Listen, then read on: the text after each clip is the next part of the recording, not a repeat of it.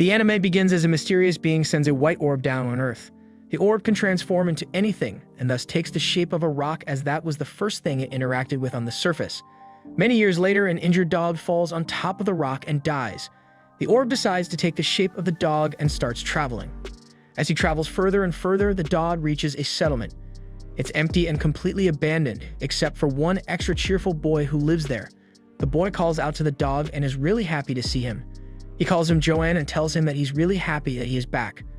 The boy then starts doing his usual chores. Whenever he is free, he dreams about the paradise on the other side of the mountain. The other villagers went there and left him to take care of the sick and the elderly, as they wouldn't be able to cross the mountain in the first place. The boy then decides to pack his stuff and leave for paradise.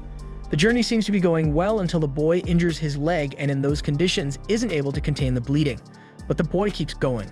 He gets a bit of hope every time he sees a landmark by one of the villagers. But the boy loses his last beacon of hope when he sees broken carts and tombstones along the way. Dejected and hopeless, he decides to come back. However, his injured leg keeps getting worse and worse without proper treatment. The boy finally dies. The dog then takes the shape of the boy and decides to live his life just like the boy had wanted to. The orb, now in the shape of the human from before, travels south to wander in the so-called paradise that the boy had mentioned.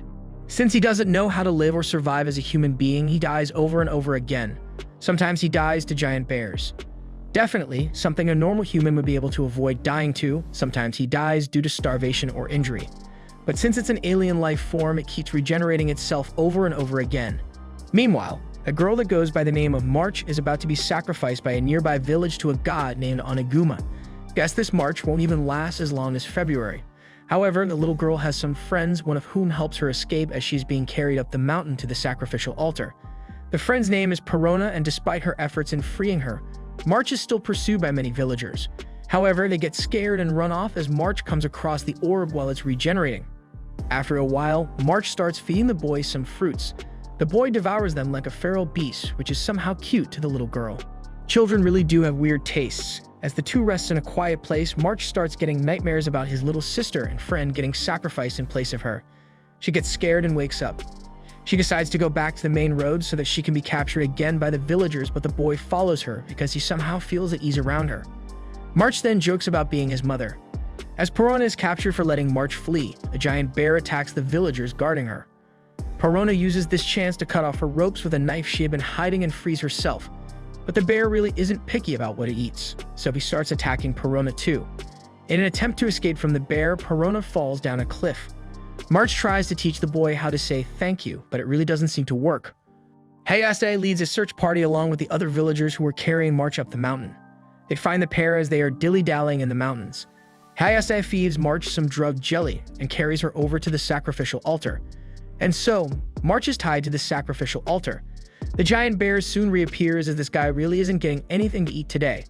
Hayase and the others assume that the bear is Oniguma and back off so that the bear can feast on the little girl and their sacrifice is completed. But Perona comes to the rescue. Perona tries to fend off the bear but passes out after getting hit by an attack from the bear.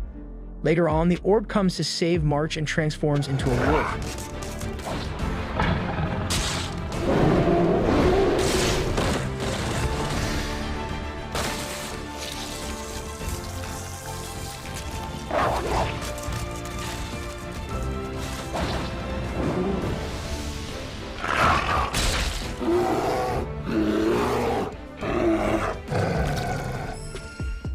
The wolf now bites off the bear's neck and the bear bleeds to death. Hayase declares that if they all follow her to the nation of Yaname, that they all can be spared. They agree and the wolf finally utters the words "thank you" from its mouth. Thank you for the food. Perona, March, and the wolf, now named Fushi, accept Hayase's offer and continue their long and arduous journey towards the land of Yaname. At first, it all seems to be going really well as Hayase appears to be kind and lets them have fun on the way. Everyone gets to eat different kinds of foods and is able to fully take in the relaxing atmosphere of the trip. The atmosphere seems too relaxing for people who were just trying to kill each other earlier.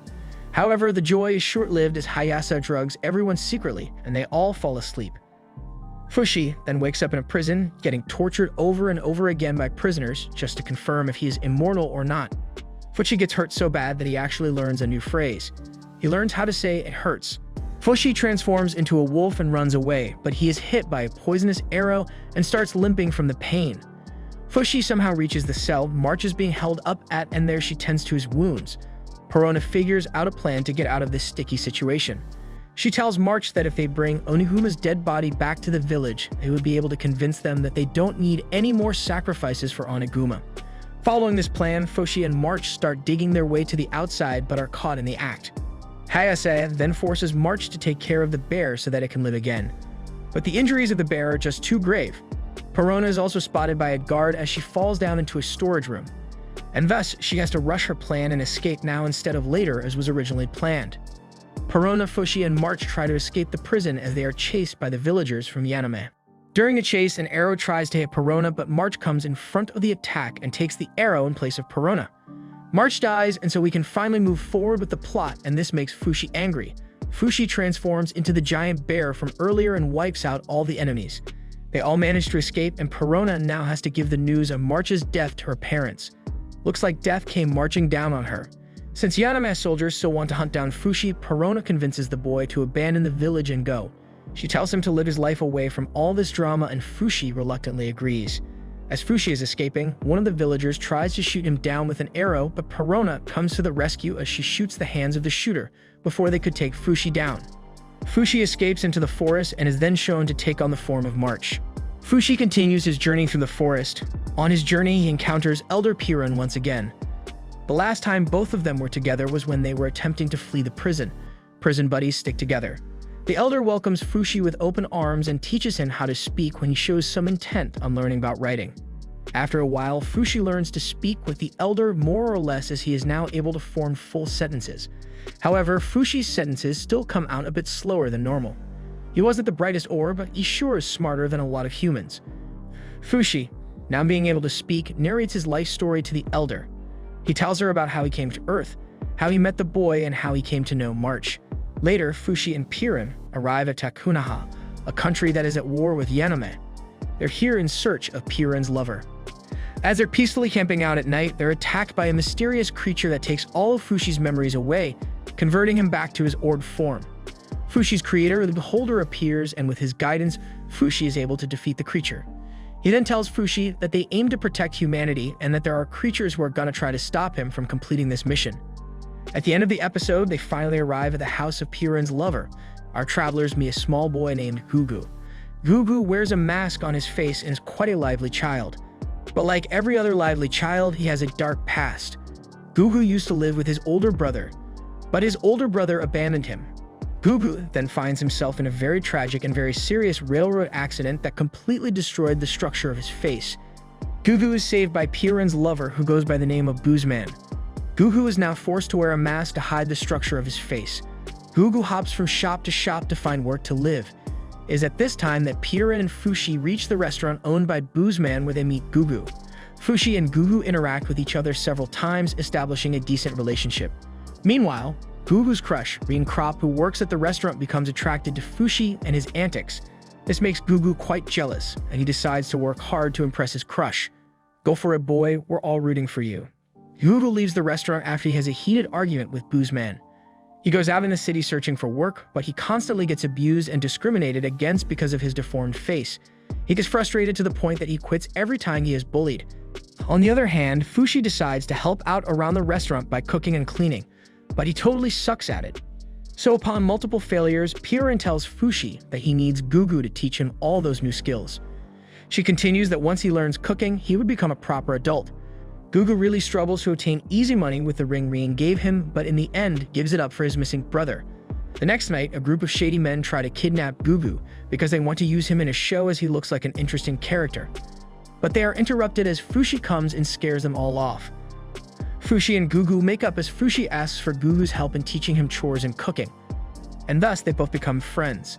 As Fushi saves Gugu and the two become friends, Fushi finally manages to make some decent food and he feeds it to Gugu. Fushi and Gugu then discuss the concepts of life and death, and Fushi tells him that he can take the form of anyone who dies in front of him. Fushi then tells Gugu that if he dies, he will take Gugu's form as well, just as he did with March and the nameless villager from the north. Rin finds the two friends, and as Gugu realizes that he has actually lost his mask, Fushi goes out to find it. Rin and Gugu argue about Gugu not showing his face, but in the end they both make up. The two decide to come back to the restaurant, but since Rin's father doesn't like when the plot is going smoothly, he sends kidnappers to capture Rin, but she manages to escape. In the end, Fushi is attacked by the unknown silhouette again as he's out trying to find Gugu's mask. The unknown silhouettes are called knockers.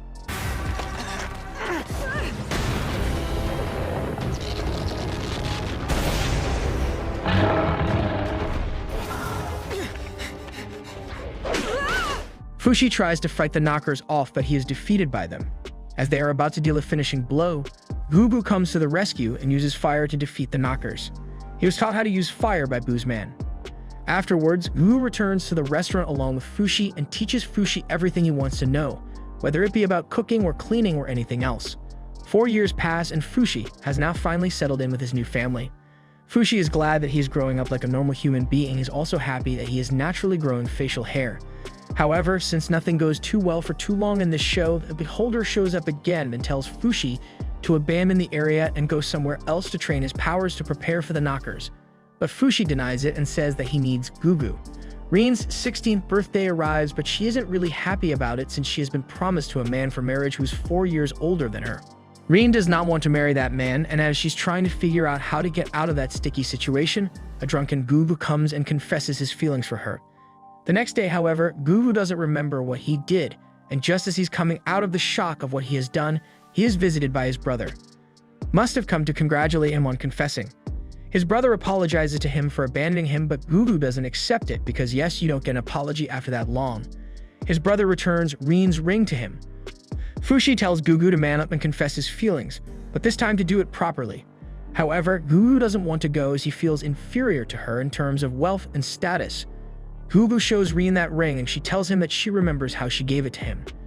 The knockers then attack the two lovebirds and Fushi is informed by the Beholder. As the knockers barge into the cute love story as villains, Fushi tries to be the hero and protect them by turning into his giant bear form. However, his strength is not enough as he is able to save the citizens from harm but is not able to completely defeat the knockers. Fushi is heavily wounded and returns to the form of the unnamed villager from the north. Gugu and Rin go to the area to investigate, but the building collapses and Gugu uses his extraordinary strength to protect Rin. Fushi then channels the last of his strength and protects the pair, but he realizes later that he only managed to save Rin and that Gugu is dead. Fushi then takes on the form of Gugu and defeats the knockers, which then escape to the west. As she recovers from the stress and trauma, Rin tries to find Gugu but is unable to do so as he's dead. Fushi then takes on Gugu's form and comes in front of her. But as she starts getting relieved about everything, Fushi tells her that Gugu will not return, making her realize that Gugu is in fact dead. Fushi embarks on a journey alone to avoid any more harm to the people that he cares about.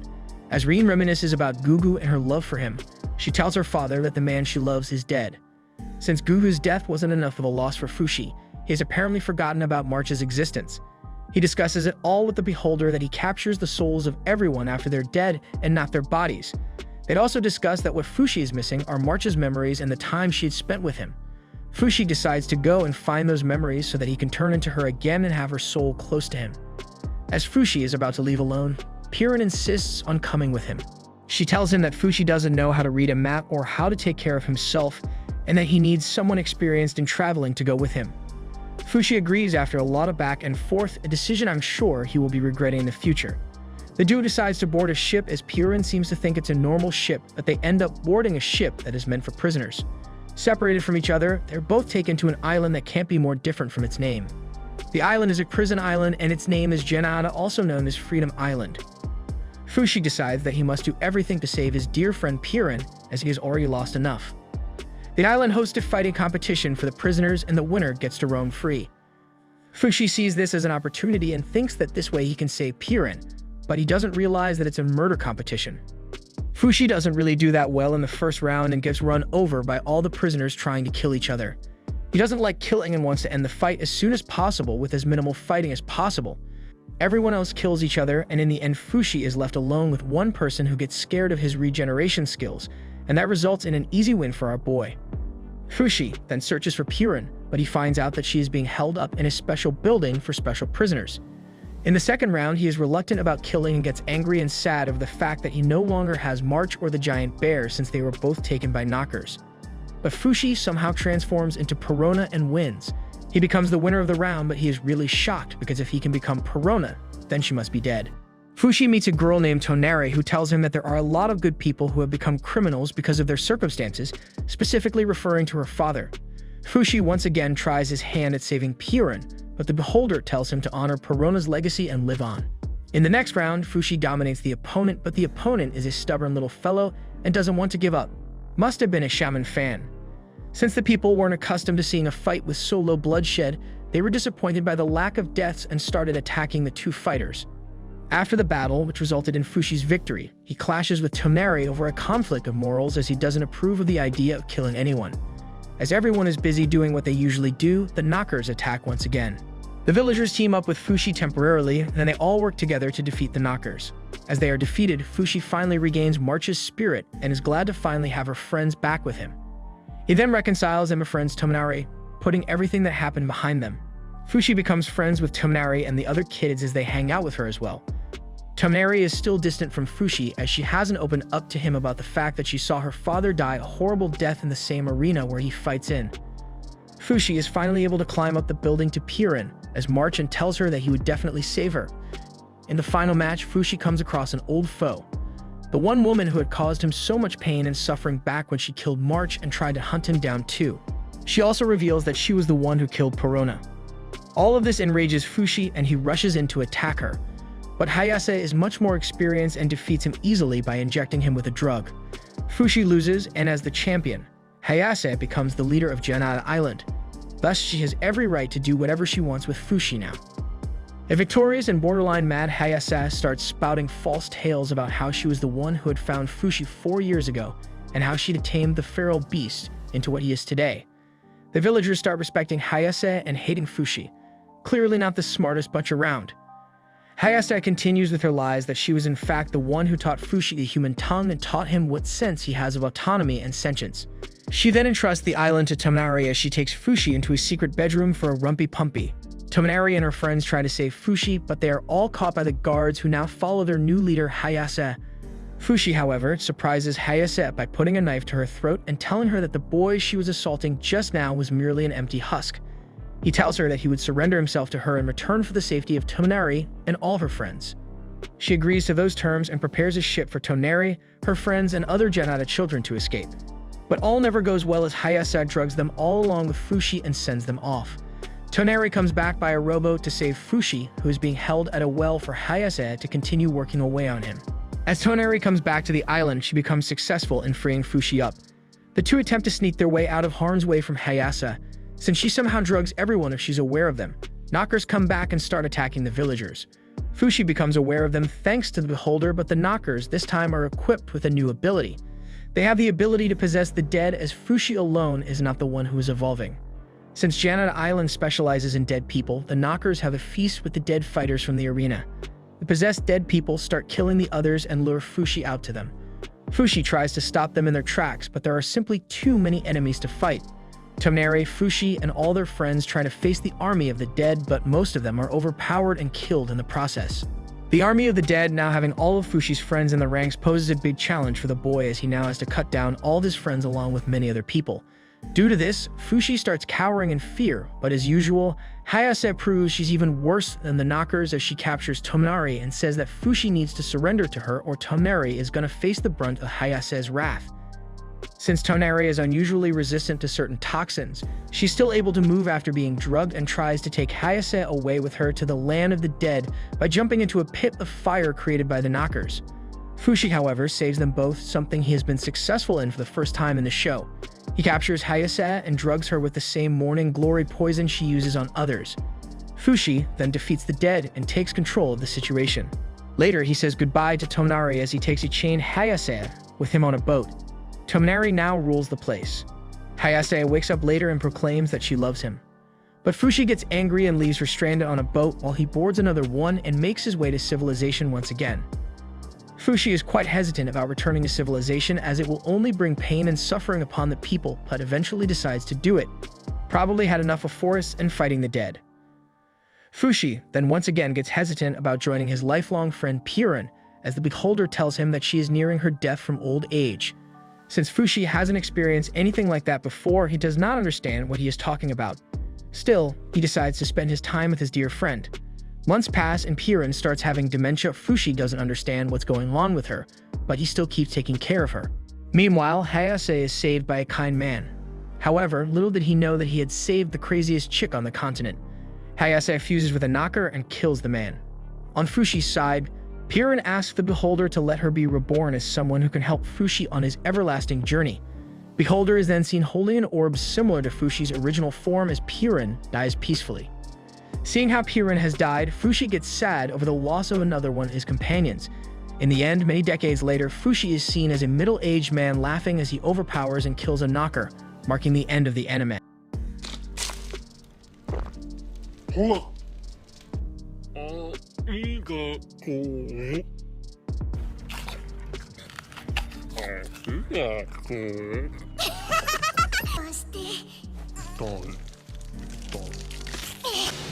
Pure?